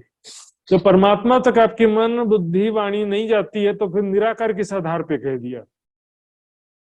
या ठोर चित्त ठहरावे, निराकार का ही फिर ध्यान करते हैं। अब देखिए, निराकार का ध्यान से मतलब ऐसा नहीं कि कोई वो आदि नारायण के आगे जाकर के निराकार का ध्यान कर रहे हैं, ऐसा नहीं होता है। निराकार का मतलब क्या होता है, आकार से रहित, यानी कि शरीर से रहित। इसको अशरीरी भी कहते हैं, यानी शरीर से, हमारे जैसा शरीर उसका नहीं है। तो निराकार का ध्यान से मतलब होता है हृदय चक्र में जीव चेतना का ध्यान करते हैं, उसी को ही निराकार क्यों कहते हैं कि वो शरीर या कोई उसका रूप नहीं है। दूसरा, फिर उसको ज्योति स्वरूप भी कहते हैं। निराकार के साथ साथ क्या कहते हैं, ज्योति स्वरूप। ज्योति स्वरूप क्यों कहते हैं, क्योंकि उसका ध्यान में जब जीव चेतना का साक्षात्कार किया जाता है तो वो प्रकाश स्वरूप में जीव चेतना का दर्शन होता है। कण कण में व्याप्त ब्रह्म सत्ता का भी इसी प्रकार साक्षात्कार करते हैं। तो इसको जो है निराकार, यानी कि हृदय चक्र में जीव चेतना का कण कण में स्थित ब्रह्म सत्ता का वो ध्यान करते हैं, उसी को ही परमात्मा समझ लेते हैं। ऐसे परमात्मा तो हमारे मन बुद्धि वचन से परे है, इंद्रियों से परे है कहेंगे, लेकिन फिर उसको इस शरीर के अंदर ही उसी को समझ लेते हैं। तो कह रहे परमात्मा जो है वो निराकार कैसे हो सकता है, ये बातें चौपाई में कह रहे हैं। जो ना कछु गाम नाम ना ठाम, जिस परमात्मा का भी न नाम पता है, न उसका गाम पता, न ठाम पता है, अर्थात उसका स्वरूप, नाम, धाम, लीला कुछ भी ज्ञान नहीं है। ज्ञान नहीं होने से उस सत साई को निराकार समझ लेंगे कि तुमको ज्ञान नहीं है मतलब उसका स्वरूप ही नहीं है, ऐसा थोड़ी होता है। जो यहाँ पर निराकार है, जिसका कोई स्वरूप नहीं होता है, निराकार उसको कहते हैं जिसका कोई आकार ना हो। परमात्मा निराकार कैसे हो सकता है। भ्रम के पिंड असत जो आपे, और ये दिखने में तो शरीर है हमारा, लेकिन ये कैसा है, भ्रम का पिंड, स्वाप्निक शरीर है, झूठा शरीर है, असत्य शरीर है। आपे यानी स्वयं, स्वयं का जो शरीर असत्य झूठा 5 तत्वों का शरीर है। आप हो तो आकार, स्वयं को बोलेंगे हम सभी साकार हैं और परमात्मा निराकार है। जिसका ज्ञान नहीं है तो निराकार बना देते हैं। झूठा शरीर, क्योंकि जो है ये झूठा नश्वर शरीर दिखने में भले साकार है वास्तव में, लेकिन ये महाप्रलय में इसका, महाप्रलय की अवस्था में इसका भी कोई शरीर संसार का कोई स्वरूप रहता है नहीं है, इसलिए इसको निराकार ही कहा जाएगा। रिजल्टेंट में यह वास्तविकता में इसका कोई अखंड स्वरूप नहीं है, अखंड आकार नहीं है, इसलिए ये तो क्या निराकार, यानी स्वाप्निक चेतना शक्ति से ही संसार सारा बनता है और उसी में इसका लय हो जाता है। जबकि परमात्मा का अखंड स्वरूप नश्वर जगत से परे कहा गया है, लेकिन उसका ज्ञान नहीं होने से उसको सब निराकार समझ लेते हैं। निराकार का मतलब क्या होता है, जिसका कोई नाम ना हो, जिसका कोई स्वरूप ना हो, जिसका कोई धाम ना हो। तो परमात्मा जो है सत्य साई है, सत्य स्वरूप है, चेतन स्वरूप है, आनंद स्वरूप है, तो निराकार कैसे हो सकता है। जिन मंडल ए मांडे मंडप, थो बना थम बना बंध, जिसने इस नश्वर संसार की रचना किया, दृश्यमान जगत की रचना किया है, संसार रूपी मंडप मांडे ने बांधा हुआ है। मंडप बांधना या भवन की रचना करना जिसमें ना थोब ना थम बना बंध, न दीवाल है, न थंबे हैं, न किसी प्रकार का रस्सी का या किसी प्रकार का कोई भी बंधन सपोर्ट नहीं है। ऐसा संसार की रचना किया है। अंतरिक्ष क्यों अटकानो कहते ना, 5 तत्व मिल मोहल रचियो, अंतरिक्ष क्यों अटकानो, वाको नहीं नाही कहत क्यों साधो, उसको निराकार क्यों कहते हैं, निराकार क्यों मान लेते हो। ये संसार की रचना कैसे हुआ फिर। परमात्मा यदि निराकार है, स्वरूप से रहित, तो सृष्टि की रचना किन ये रचियो किन कौन सनंद, किसने किस प्रकार से, सनंद मतलब किस प्रकार से संसार की रचना किया। निराकार से साकार कभी उत्पन्न, साकार जगत की रचना नहीं हो सकती। परमात्मा जो है, यदि परमात्मा का स्वरूप नहीं है, परमात्मा निराकार है, तो फिर साकार जगत की रचना कैसे हुई। जिन शायर खनाए पहाड़ चुनाए, रवि शशि नक्षत्र फिराए, इसने सागर सागर खुदवाया, पहाड़ की रचना किया, और रवि यानी सूर्य, शशि यानी चंद्रमा, नक्षत्र यानी सितारे, चंद्रमा सूर्य सितारे जितना चारों तरफ भ्रमण कर रहे हैं, जिसकी शक्ति से फिरत अहनिस रंग रुत फिरती, अहनिस से दिन रात जो है ऋतुएं मौसम बदलते रहते हैं, परिवर्तित होते रहते हैं। ऐसे अनेक ब्रह्मांड बनाए, ऐसे अनेकों ब्रह्मांडों की रचना किया है जिस परमात्मा ने। कहां से आ गया, बिना पेड़ की छाया कैसे बनेगा। हम पेड़ के बिना छाया नहीं बन सकता, साक्षात के बिना सपना हो सकता नहीं है। सभी धर्म ग्रंथों में स्पष्ट रूप से लिखा हुआ है, लेकिन फिर भी लोग उस बात को समझ पाते नहीं है। जिन खिन में तत्व पांच समारे, जो परमात्मा एक क्षण मात्र समय में पांचों तत्व सृष्टि की रचना करता है, नाश करे खिन में ही, एक क्षण में ही इसका प्रलय भी कर देता है। ये कहाँ से उपाय, कहाँ ले समय, विचारत क्यों नहीं, सृष्टि रचना कहाँ से होता है, जगत कहाँ से प्रकट होता है, अंत में कहाँ लीन हो जाता है, ये विचारते क्यों नहीं हो। यदि परमात्मा का स्वरूप नहीं है तो सृष्टि रचना कैसे होगा। देखिए, परम धाम में भी सब चीजें, वृक्ष, नदियां, महल, पशु पक्षी, मनुष्य, संसार के भाषा में राज्य सामान्य सखियां है ना, तो परमात्मा ने मनुष्य को अपने प्रतिकृति के रूप में बनाया है। तो परम धाम में जो कुछ है, अक्षर के चित्त में संस्कार रूप से वो सारी चीजें हैं, यादों के रूप में, स्मृति के रूप में, संस्कार के रूप में। तो अक्षर ब्रह्म का जो सपना है ये संसार, तो उसका इसलिए प्रतिबिंब कह देते हैं। चित्त में संस्कार जो है वो साक्षात का प्रतिबिंब चित्त में संस्कार के रूप में है, और संस्कार के अनुसार सपना दिखाई दे रहा है, इसलिए इसको परम धाम का भी इनडायरेक्टली प्रतिबिंब कह सकते हैं। डायरेक्टली तो नहीं, लेकिन इनडायरेक्टली परम धाम का प्रतिबिंब। जैसे आप पन्ना जी देखे हैं, कि किसी को सपने में पन्ना जी दिखाई दे, तो भी पन्ना जी जो देखा है उसको अपने, उसका दृश्य जो आंखें बंद करके हम दिल में देख सकते हैं ना, कि कैसा है पन्ना जी की शोभा, घुम्मट जी की शोभा कैसी है, फिर वही चीज सपने में। तो क्या है कि उसका जो इनडायरेक्टली प्रतिबिंब, जैसे दर्पण में प्रतिबिंब देखते हैं वैसा प्रतिबिंब नहीं है, स्मृति के रूप में प्रतिबिंब कहा जा सकता है इसको। तो यदि साक्षात नहीं है तो सपना नहीं हो सकता, पेड़ के बिना छाया बन सकता नहीं है, निराकार परमात्मा से साकार जगत उत्पन्न हो सकता नहीं है। सुंदर जी, सदगुरु साधो बाको कहिए, जो अगम की देवे गम। ये सारा संशय दूर कर दे उसे ही मात्र सदगुरु कह सकते हैं। जो अगम परमात्मा की गम करा दे, यानी जिस परमात्मा को कोई जान नहीं सका है उसकी पहचान करा दे।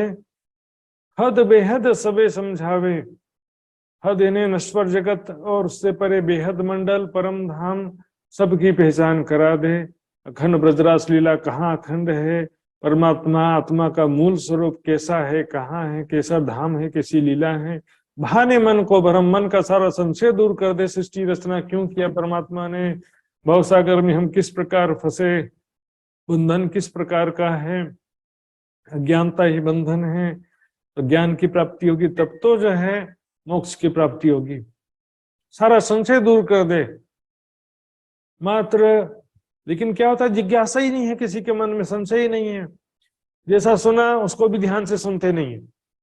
यदि ध्यान से जिज्ञासा पूर्वक और आत्मकल्याण की चाहना लेकर के सुनेंगे तो हो सकता है कि दुनिया वालों के हृदय में कोई जिज्ञासा भी उत्पन्न हो कि हमारे गुरु जी ने तो कुछ ढंग का बात बताया नहीं है, या अखंड धाम की पहचान नहीं कराई है, ऐसा कभी संशय हो भी सकता है।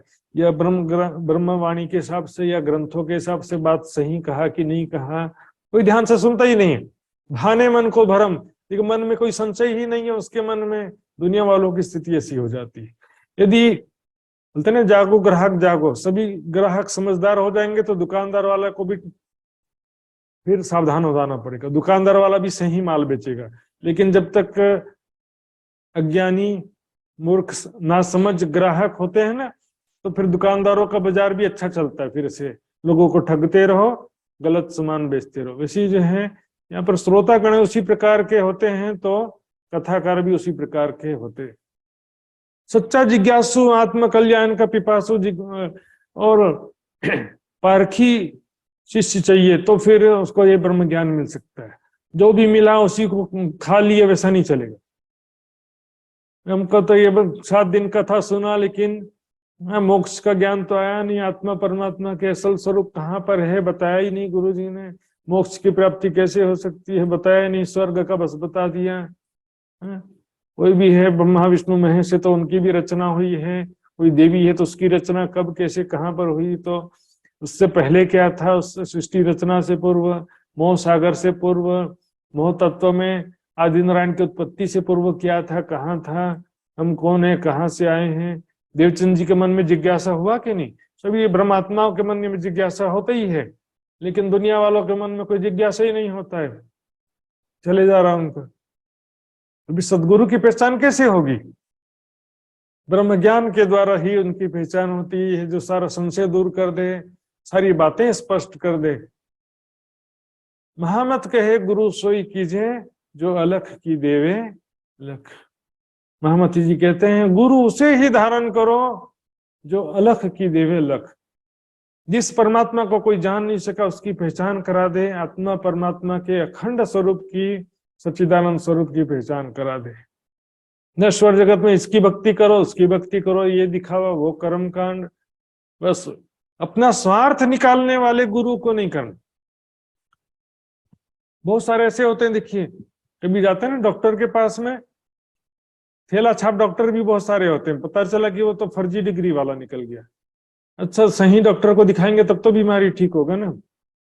जो क्या करते हैं बहुत सारे, बोल जाते हैं डॉक्टर साहब इंजेक्शन लगा दो करके।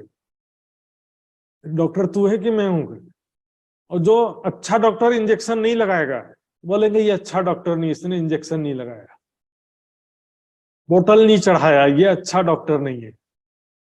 और डिफॉल्टर डॉक्टर क्या करेंगे, 2 इंजेक्शन ठोक देंगे, 2 बोतल चढ़ा देंगे, बोलेंगे 100 रुपये सस्ते में, वो भी 100-150 में निपटा देंगे पूरा। बोलेगा अच्छा डॉक्टर था, पैसा भी कम लिया और 2-2 बोतल चढ़ा दिए।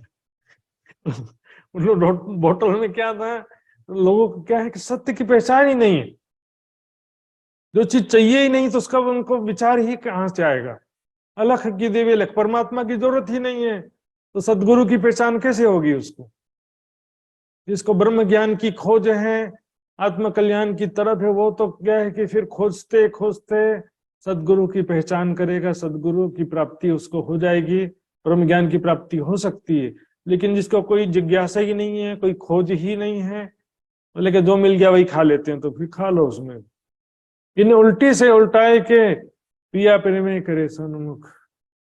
इस माया से, माया क्या उल्टी है, परमात्मा से विपरीत गुणों वाली है, माया से परमात्मा से दूर ले जाने वाली है। ये उल्टा करके, माया से हटा करके, यानी कि एक परमात्मा की पहचान कराकर उसका हमको जो है वहां पर हमारी सुरता को ले जाए।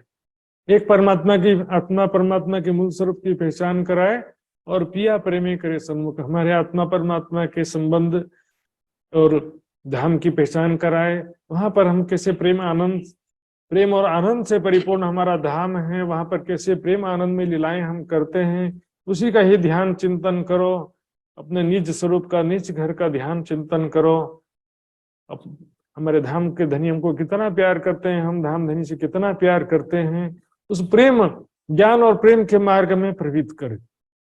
प्रेम का मार्ग ऐसा नहीं, कई लोग सोचते हैं प्रेम का मार्ग है तो ज्ञान की जरूरत नहीं है, प्रेम के बस प्रेम करना गोपियों के समान, ज्ञान की जरूरत नहीं, ऐसा कोई समझ लेते हैं।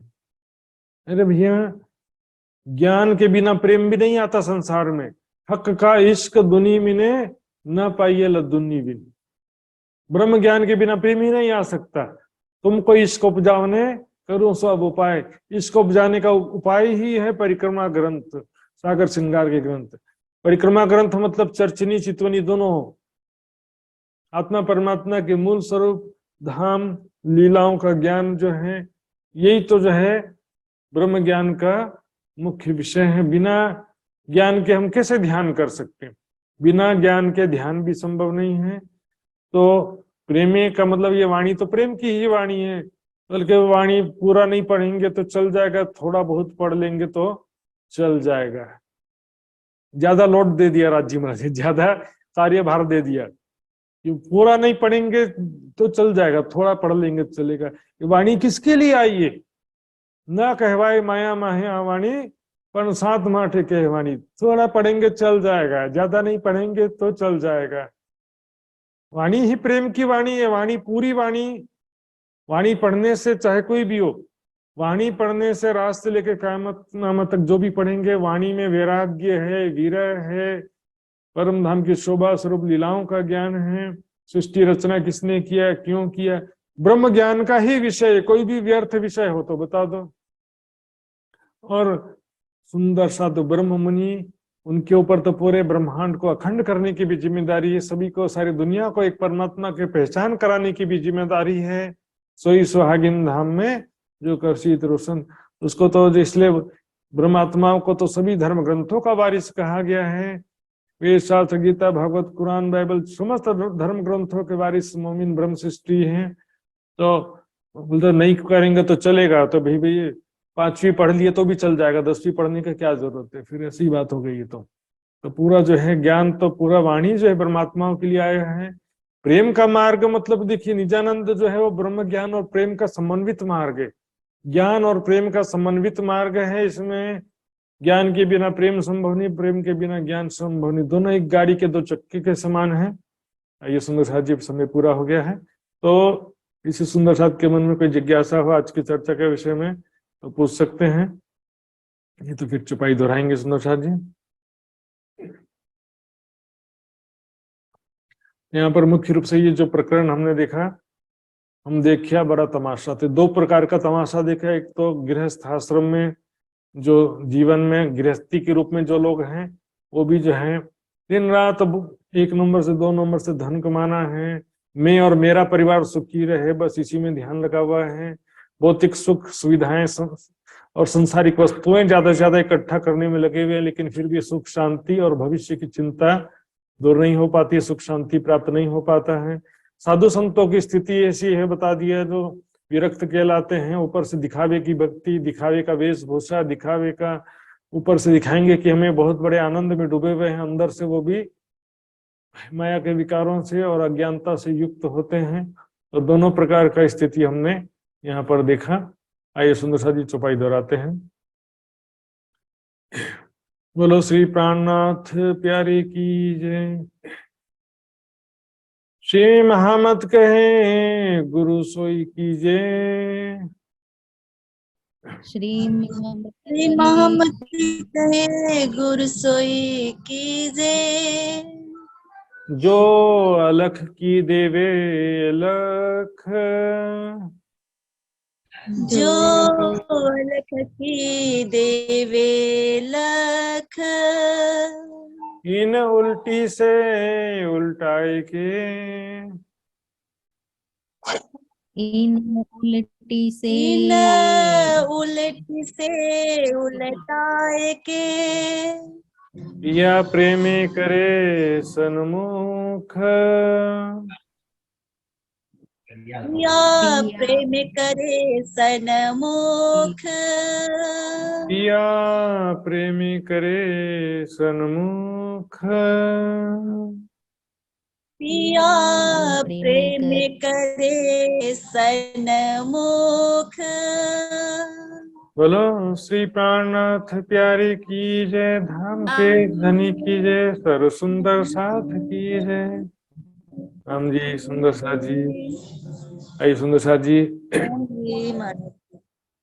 अब हम धामधनी के अर्जी गायन के द्वारा आज का कार्यक्रम समापन करेंगे। तो मैं सृजना दहाल सुंदर साथ जी से निवेदन करूंगा धामधनी के अर्जी गायन करने के लिए।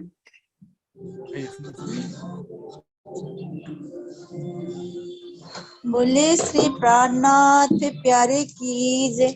सदगुरु महाराज की जय। संपूर्ण सुंदर साथ जी माँ कोटि कोटि प्रेम प्रणाम जी।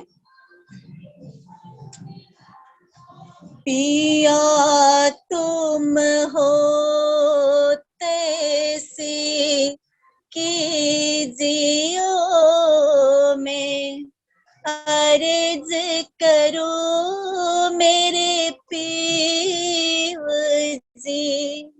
पिया हम जैसे तुम जिन करो मेरा तलफ तलफ जाए जीव जी। पिया जीबरा तो जीबे नहीं क्यों मीठे दिल की प्यास जी।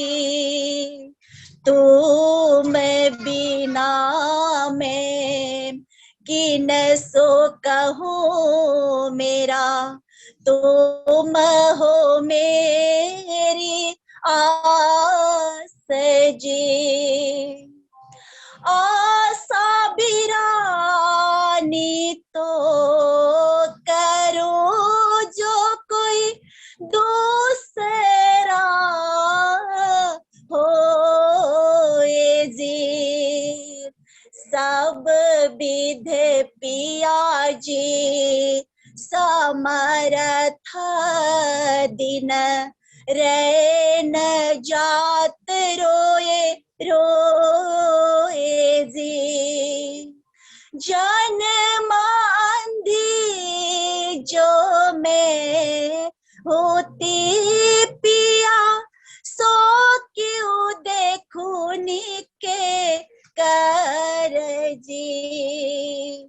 जब तुम आप दे खाओगे तब देखूंगी नैन नजर जी। एती पुकार पिया जी सुन के ढील करो अब जीन जी। छिन छिन खबर लीजियो में अर्ज करो दुल्हीन जी। एती अर्ज मैं तो करूं जो आड़ी भई अंतराए जी। सो आड़ी अंतराए टाल के दुल्हा लीजे कंठ लगाए जी। कंठ लगाए कंठ सो पिया जी की जहाश भी लास जी। वारन जाए श्री इंद्रावती पिया कदमों राखो पास जी। तुम दुल्हा में दुल्हनी पिया और न जानो बात जी। इश्क सो से वा करो पिया शब अंगोशा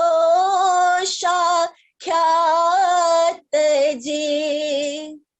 सदा सुख दाता धाम धनी में कहा कहूँ किन सो बात जी।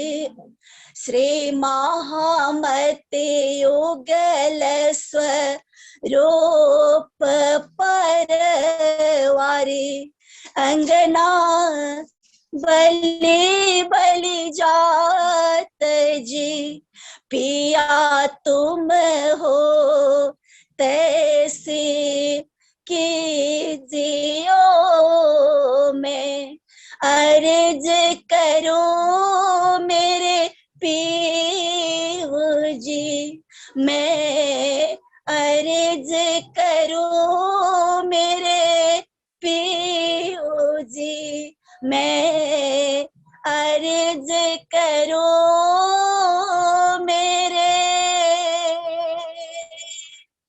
पीहू जी।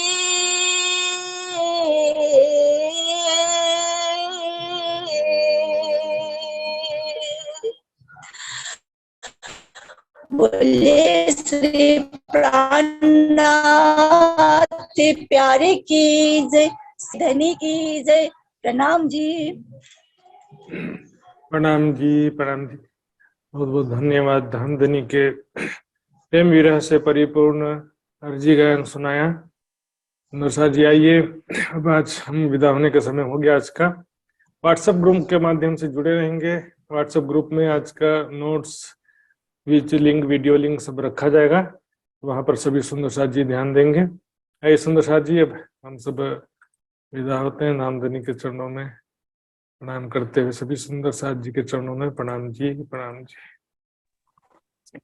महाराज जी, प्रणाम जी महाराज जी। प्रणाम महाराज जी, प्रणाम जी सुंदर संत जी, प्रणाम जी। प्रणाम महाराज जी। प्रणाम प्रणाम जी जी, महाराज जी। प्रणाम जी। प्रणाम महाराज जी। प्रणाम जी। प्रणाम जी। प्रणाम जी महाराज जी। प्रणाम जी। सुंदर साहब, सभी सुंदर साहब जी को प्रणाम जी। कटान को प्रणाम। प्रणाम जी। ओ प्रणाम जी, प्रणाम जी। राकेश जी का आवाज आया। प्रणाम जी। प्रणाम जी।